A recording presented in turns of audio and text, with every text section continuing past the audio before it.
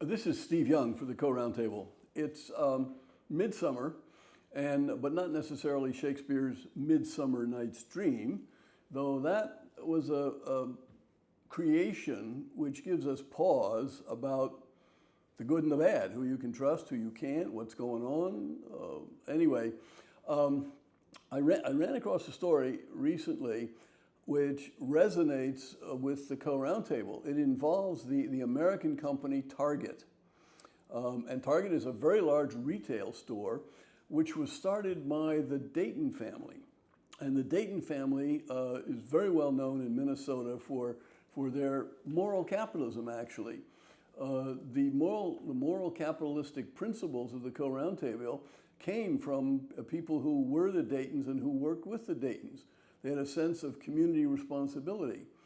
I heard after I moved here that decades ago in their first department store, Dayton's department store, the policy was you could return a product anytime, get your money back, no questions asked.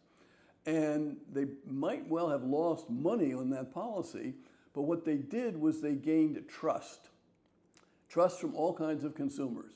If you buy things at Dayton's, the quality is there, the price is fair. So in the 1950s, I think, they started to take advantage of the suburbs growing up in America, the new middle class, going to shopping malls, a retail store called Target. And Target has been very successful for a long time, highly prestigious, high status in the community, much admired. But in this story, it says in early June, a company-wide survey showed that roughly half of Target's employees didn't think the company was making changes fast enough. About 40% of the roughly 260,000 staffers who replied said they didn't have confidence in the company's future. The scores were lower than they had been last year.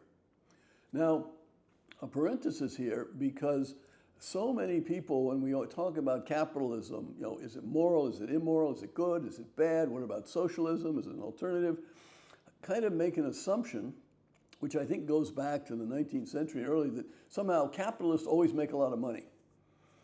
If you're a rich, wealthy, powerful capitalist, you got it made.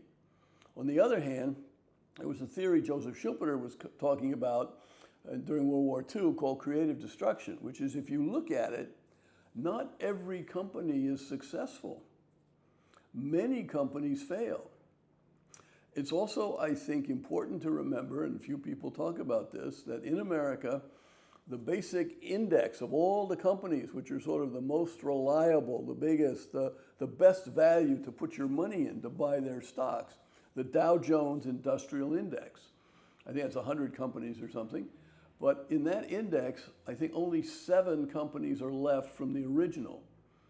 There have been companies that have cycled through the Dow Jones.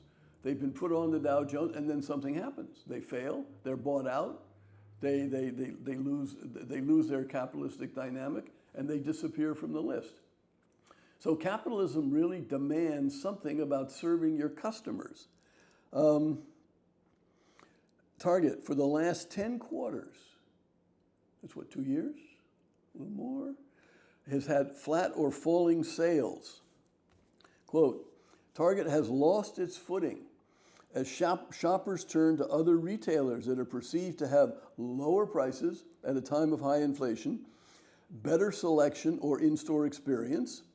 Target has also been ensnared in culture wars, particularly American, that's sort of going on in our culture and society, surrounding its gay pride product selections. So you take a culture issue, you associate it with your product, which you want to sell to somebody for money, their money, and also their corporate diversity, equity, and inclusion policies.